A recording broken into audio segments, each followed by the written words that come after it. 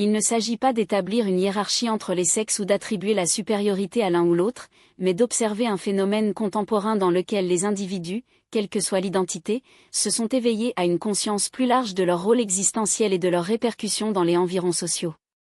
Cette transformation, dont j'ai été témoin dans ma pratique professionnelle, ressemble à l'émergence de réalités parallèles qui s'entrelacent en tant que portail dimensionnel. Nous sommes actuellement dans un espace transitoire seuil entre deux possibilités d'existence collective, dans laquelle l'humanité semble être au bord d'une intégration plus profonde avec ces nouvelles fréquences de conscience. Cette perception n'est pas simplement intellectuelle, il résonne dans mon expérience corporelle comme une imine tangible. Je m'appelle Valérie Anze, et je travaille comme facilitateur de guérison quantique pendant environ 5 ans. C'est avec enthousiasme que je participe à cette conversation sur les dimensions de l'existence au-delà de la vie physique, un thème qui a acquis une pertinence en tant que mouvement mondial d'élévation de la conscience humaine est observé. De nombreux courants de pensée suggèrent que l'humanité traverse une transition paradigmatique, mais quelles seraient en fait les perspectives immédiates de ce processus ? Sur la base de mon travail en collaboration avec des intelligences extraterrestres, ici appelées ETS, je comprends que sa présence parmi nous a comme objectif fondamental de restaurer l'équilibre planétaire et l'harmonie. Selon les informations qui m'ont été transmises, lorsque nous nous engageons dans des pratiques de guérison, soit de manière autonome ou médiées par des thérapeutes, nous élevons notre niveau de conscience individuelle. Ce processus, lorsqu'il est effectué par des approches quantiques, génère des ondes de résonance qui se propagent à travers le champ collectif. Bien que nous ne puissions pas déterminer les trajectoires des autres, le message que je reçois est clair. Nous sommes plongés dans une mission dont le but est de conduire la majeure partie de l'humanité à reconnaître son objectif intrinsèque, son parcours évolutif et ses origines multidimensionnelles. Nous ne sommes pas de simples êtres humains confinés à une existence linéaire, notre essence spirituelle éprouve la vie à travers des couches dimensionnelles qui se chevauchent et des incarnations successives. Lorsque nous nous consacrons au travail de guérison, nous contribuons à l'élévation de la conscience collective, stimulant une trajectoire évolutive qui a déjà des signes concrets. Fait intéressant, en réfléchissant à ce thème, je me souviens d'une canalisation ancienne dans laquelle l'obsolescence progressive des systèmes basés sur une accumulation matérielle telle que l'économie monétaire, qui structure encore aujourd'hui nos sociétés, a été abordée. Ce qui est conçu est un objectif, la centralité dans l'individu et le capital pour la construction de communautés cohésives, dans lesquelles la réciprocité et le soutien mutuel deviennent des piliers fondamentaux. Beaucoup sont guidés pour créer ou renforcer leur propre cercle vivant, ce qui reflète une transition d'un modèle individualiste à une culture collaborative. D'après ma propre expérience, je réalise une augmentation significative de la conscience des gens sur leur modèle de pensée, de croyance et d'émotion, ainsi que de leur impact sur les autres. Cet éveil, bien que progressif, est profondément transformateur. On s'attend à une attente naïve que le changement planétaire se produit brusquement, mais ce que j'observe est un processus organique, car l'individu s'aligne sur une version plus évoluée de lui-même, par la guérison et l'expansion de la conscience, sa fréquence d'énergie change, inspirant des transformations similaires dans son environnement. Souvent, on me pose des questions sur l'avenir de l'humanité au cours des 5 à 10 prochaines années et sur la possibilité d'un réveil massif. Il est important de préciser que je ne reçois pas d'informations détaillées ou de téléchargements sur les événements futurs, car mon objectif reste ancré dans le présent. Des projections excessives sur le futur peuvent compromettre l'équilibre mental en détournant l'attention de maintenant, où l'action consciente se manifeste. Ce que j'ai réalisé, cependant, c'est qu'un nombre croissant d'individus se réveillent en fait. Cette observation est basée sur ma pratique clinique. Ces dernières années, mon travail était principalement pour les femmes, mais j'ai récemment assisté à un nombre important d'hommes, un phénomène sans précédent dans ma carrière professionnelle. Il ne s'agit pas d'établir des jugements. Les genres apprécient, mais constatant que les hommes reconnaissent progressivement leur rôle actif dans leur propre vie et les conséquences de ce rôle dans leur environnement relationnel. Cet éveil ne se produit pas comme un événement soudain, mais comme un processus d'activation progressive, dans lequel les fréquences latentes sont stimulées, déclenchant une conscience plus vive chez les autres individus. Si nous projetons cette dynamique pour la prochaine décennie, il est plausible de prévoir un scénario dans lequel un contingent significatif de la population est dédié aux pratiques de guérison spirituelle, de compréhension comme des êtres au-delà de la matérialité physique. Quant à la possibilité que les nouvelles technologies de guérison soient révélées par interaction avec ETSS, la réponse est affirmative. Pendant des mois, j'ai reçu des conseils pour partager publiquement ma trajectoire personnelle sur les réseaux sociaux, un mouvement qui me semblait initialement peu probable, étant donné le caractère encore marginalisé de ces thèmes. Dans le passé, mon contenu a abordé principalement un réveil spirituel, mais aujourd'hui je discute ouvertement de la collaboration avec des intelligences extraterrestres, ce qui, il y a un an, aurait considéré comme impensable. Ma mission, comme je comprends, est de diffuser des méthodologies et les mécanismes par lesquels Quantum Cure, médiatisé par ces intelligences, fonctionne dans mes séances, afin que d'autres puissent bénéficier de ces connaissances. Il est essentiel de souligner que travailler avec ETS est strictement basé sur le consentement. Lorsque j'ai établi le premier contact, j'ai été informé que toute interaction dépendrait de mon autorisation explicite. Cette nouvelle approche technologique ou méthodologique respecte donc l'autonomie individuelle.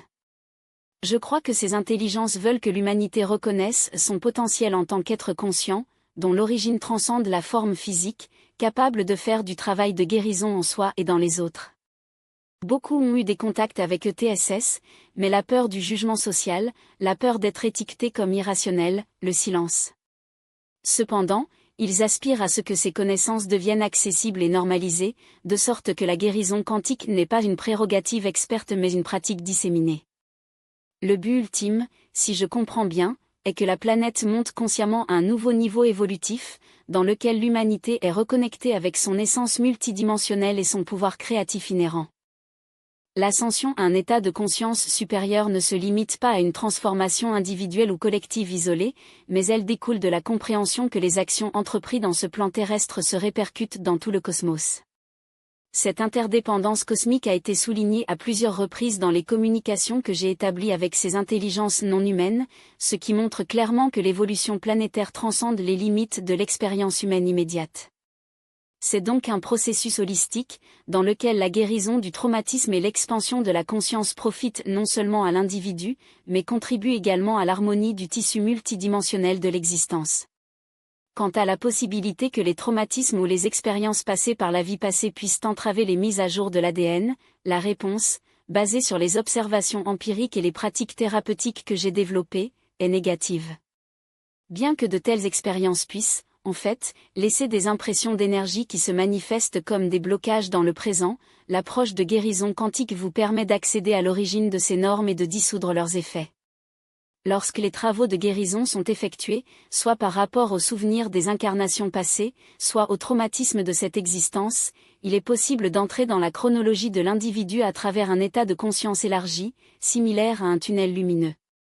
Dans cet espace non linéaire, la genèse du traumatisme est identifiée, où l'intervention thérapeutique peut inverser son influence, libérer le champ d'énergie et permettant aux mises à jour cellulaires et génétiques de se produire sans obstacle. En cas de traumatisme physique, tels que des accidents ou des blessures, le processus est analogue.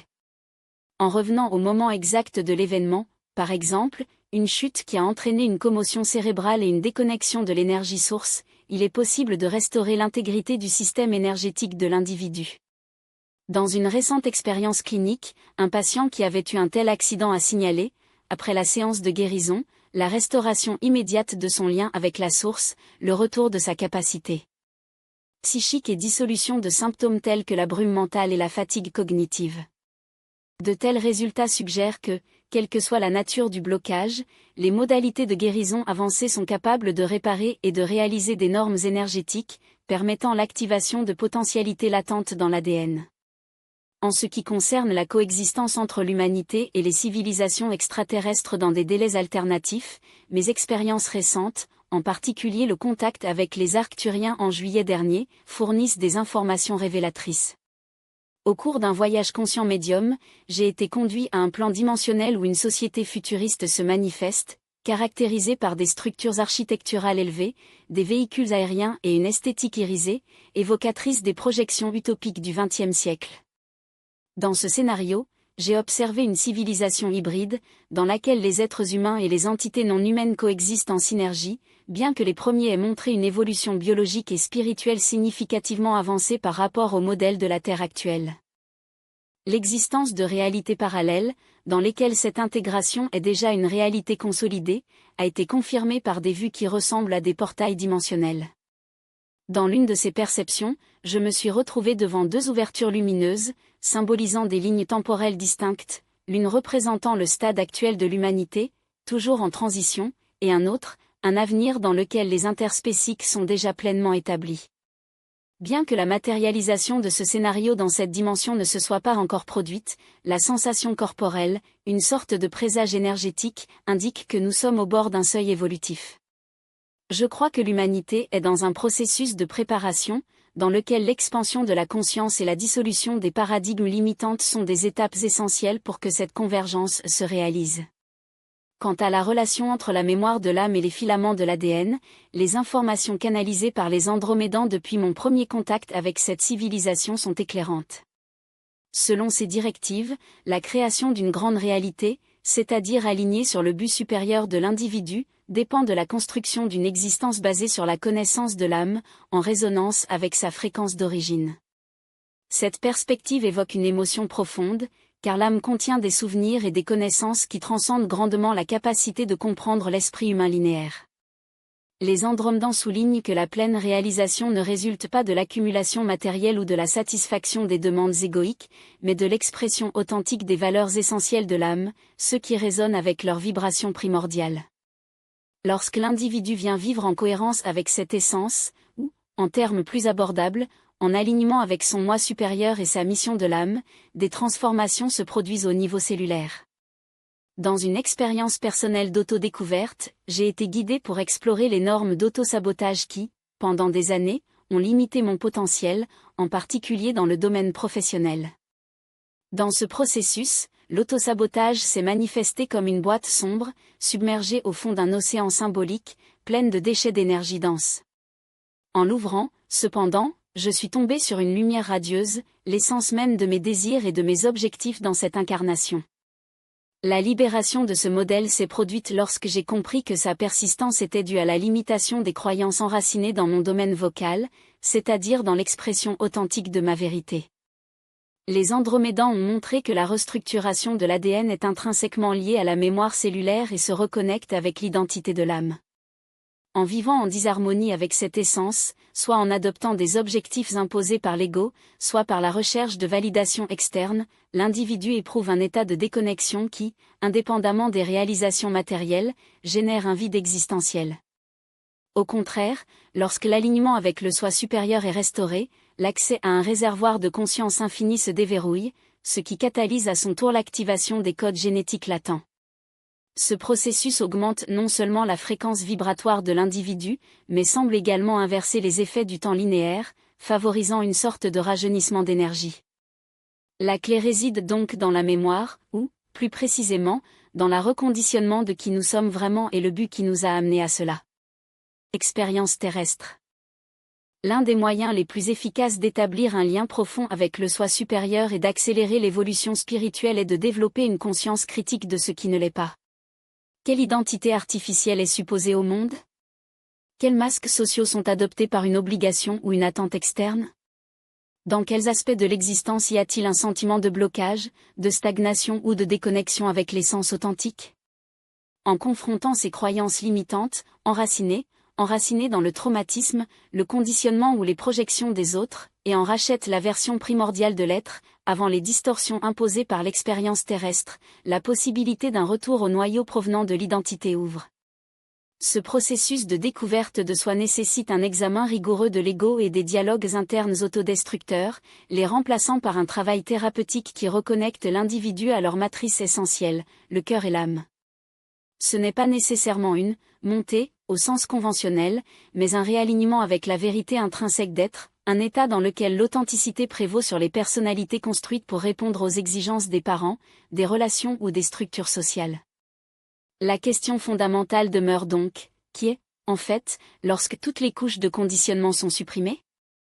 L'activation des capacités d'auto-réparation de l'individu, un problème central dans ce processus, exige, d'abord et avant tout, la restauration de la connexion avec soi-même. Bien que la méditation soit souvent présentée comme un véhicule privilégié à cette fin, sa pratique ne nécessite pas de formalisme strict. Il suffit de consacrer des moments quotidiens d'introspection, d'observer la qualité de l'énergie du corps, des modèles de pensée récurrents et des voix internes qui dictent comme cela devrait être ou quoi faire. En cultivant cette attention, l'individu reconnaît et dissout les barrières qui le séparent de ses potentialités latentes, parmi eux, les compétences psychiques inhérentes à chaque être humain. Il est impératif de clarifier que ces facultés ne sont pas le privilège de quelques-uns, mais un héritage universel. Lorsque le travail de guérison couvre la limitation des traumatismes et des croyances, un espace interne est créé pour ces dons pour se manifester de manière organique. La seule exigence est la volonté de remettre en question et de demander des conseils. En explorant les modalités de guérison d'énergie, même à des niveaux quantiques, la position investigative devient essentielle. Montrez-moi comment faire fonctionner cette transformation. Révélez-moi les mécanismes de ce processus. Cette ouverture dialogique, dirigée vers le soi supérieur, les guides spirituels ou même les intelligences non humaines, établit un canal de communication directe avec des dimensions subtiles de la réalité. L'interprétation de ces réponses se produit à travers les significations extrasensorielles, qui s'expriment de différentes manières, telles que les voix internes, clartio, les images mentales, clairvoyance, les sensations corporelles, clarms, ou les connaissances instantanées, cléconisance. La maîtrise du langage de l'énergie permet de décoder les informations transmises par l'univers, permettant ainsi l'expansion des capacités de guérison. C'était, soit dit en passant, la trajectoire qui a conduit à la découverte de la guérison quantique dans ma propre expérience, qui a commencé par un contact inattendu avec les êtres andromédiens. Après 3 ans dédiés à la pratique de la guérison énergétique avec les clients, j'ai réalisé en 2025 que mes compétences avaient atteint un niveau de stagnation.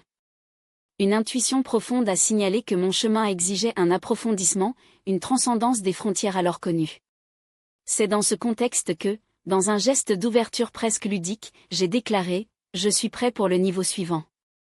Cela révèle ce qui doit être révélé. La même nuit, tout en essayant de dormir, une vague d'énergie de magnitude inhabituelle a envahi l'environnement.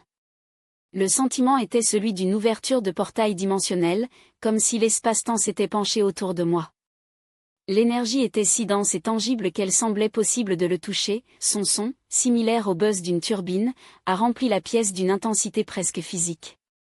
Pendant une 30 à 60 secondes, je suis resté immergé dans cette expérience, m'observant simultanément à l'intérieur du vortex, dont la structure irisée a évoqué un tunnel de lumière fractale et à l'extérieur, comme accroché au-dessus de mon corps physique.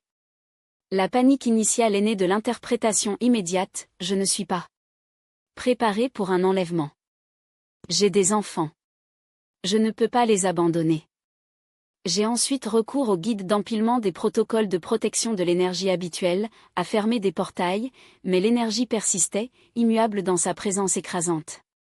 Jusqu'à ce que, aussi brusquement qu'il ait commencé, le phénomène a cessé, ne laissant qu'un silence chargé avec des interrogations. Jamais auparavant vous n'aviez connu quelque chose d'ampleur comparable, même après des années de phénomènes psychiques documentés. Dans la méditation ultérieure, mes guides ont révélé qu'il s'agissait d'une initiation, bien que sa nature soit restée obscure. 4 jours plus tard, le motif a été répété. Lorsque j'essayais de s'endormir, j'ai senti mon corps enveloppé légèrement de position fétale, comme en suspension par une force invisible. Encore une fois, l'énergie a rempli l'espace, et encore une fois, j'ai réaffirmé mon non-consentement à tout processus d'enlèvement. Cette fois, cependant, la réponse est passée par une connexion médiumiste consciente. Les êtres andromédiens, avec qui j'ai établi un contact, a précisé qu'il s'agissait d'une formation quantique, un concept qui à l'époque n'intégrait même pas mon vocabulaire.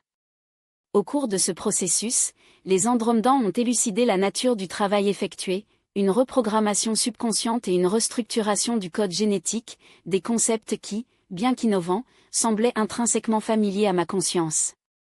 Dans les états méditatifs ultérieurs, j'ai été conduit à bord d'un navire de configuration singulière, dont l'architecture a été caractérisée par une esthétique minimaliste et lumineuse. L'environnement intérieur était principalement blanc, avec des sièges circulaires fixés au sol, conçus pour accueillir différentes formes physiques d'humains. Dans ce contexte, je suis tombé sur des êtres de grande taille, dont la pigmentation bleuâtre contrastait avec ces vêtements blanchâtres longs, qui cachaient presque complètement ces formes corporelles.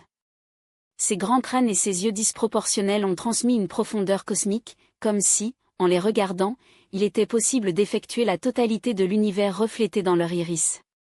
Fait intéressant, le sentiment de familiarité a été immédiat, comme si cet espace et ces êtres faisaient déjà partie d'une mémoire ancestrale endormie. L'instruction initiatique s'est produite par une démonstration pratique. Sur un tableau d'analyse, un hologramme énergétique d'un corps humain était projeté, non dans sa matérialité physique, mais en tant que projection subtile, peut-être un corps astral ou une représentation quantique d'un individu collaborateur. Ma première réaction a été de remettre en question l'origine de ce spécimen, craignant que ce soit un acte d'enlèvement sans réponse. Cependant, j'ai été rassuré, le sujet en question était, en fait, un partenaire conscient de ce processus d'apprentissage, dont l'essence énergique avait été temporairement détachée de sa forme physique à des fins pédagogiques.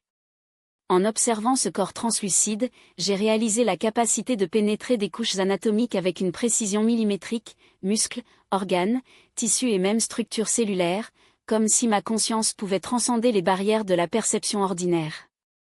Les instructeurs andromédanes ont ensuite démontré la corrélation directe entre la limitation des modèles de pensée et leurs manifestations somatiques. Un exemple emblématique était l'analyse d'un individu dont la peur de l'abandon s'est matérialisée dans les spasmes musculaires récurrents, montrant comment la rétention émotionnelle du traumatisme psychologique peut générer des dysfonctionnements physiques mesurables. Le processus de guérison quantique, tel qu'il m'a été présenté, n'a pas été résumé à une technique à apprendre, mais à une connaissance déjà latente dans ma conscience, comme si les informations étaient déverrouillées plutôt qu'acquises. De même, la reprogrammation subconsciente et la restructuration cellulaire, qu'elles soient dues à un traumatisme physique ou à des croyances limitantes, ont révélé des processus intuitifs, dans lesquels ma propre essence semblait maîtriser les mécanismes d'intervention énergétique. Cette dynamique a été répétée lors de sessions successives à bord du navire, où chaque réunion a approfondi ma compréhension de l'interconnexion entre l'esprit, l'énergie et la matière. Le paradoxe était le fait que, malgré mes antécédents académiques conventionnels et mon histoire de recherche de thérapie énergétique à travers des méthodes terrestres, l'assimilation de cette connaissance a extrapolé la logique linéaire de la tradition ionale. C'était comme si les informations étaient déjà encodées dans mon être, n'attendant que l'activation du stimulus approprié. Actuellement, en tant que praticien de guérison quantique, mes performances sont basées sur cette connexion transcendante avec les clients, effectuée de manière non face à face. Grâce à un état de conscience élargi, accéder à son énergie et à ses structures physiques, dans une analogie similaire au voyage microscopique du bus scolaire magique, mais dans une dimension subtile, pour identifier et corriger les déséquilibres à partir de traumatismes, de blocages émotionnels, de manipulation d'énergie externe ou de modèles limitants. Depuis mai 2025, j'ai assisté à des centaines d'individus, dont beaucoup ont signalé des transformations importantes dans leurs conditions physiques et émotionnelles dans un intervalle de 24 heures après les séances.